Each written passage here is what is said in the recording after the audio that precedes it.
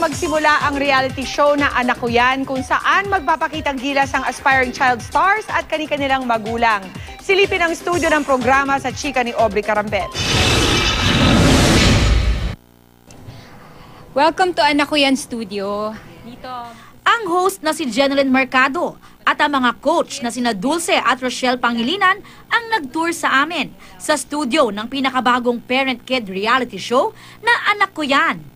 Ito ang magsisilbing training ground ng mga artista wannabes at ng kanilang stage mommies and daddies. Etong reality show na to kakaiba kasi original ng GMA and first time magkakaroon talaga ng tandem yung mommy and kid na na reality show. So nakakatuwa. At saka rumble talaga to.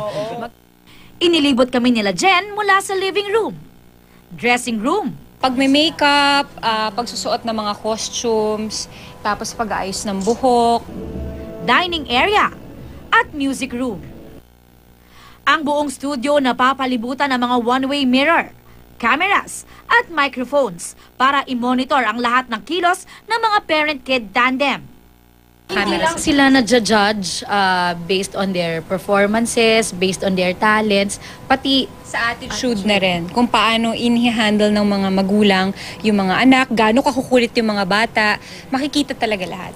Mapapanood na ang Anak Ko Yan simula August 26 bago ang The Rise May Show. Kayang-kaya niya kung ano man ang pagawa sa kanya. Mahal ko yan!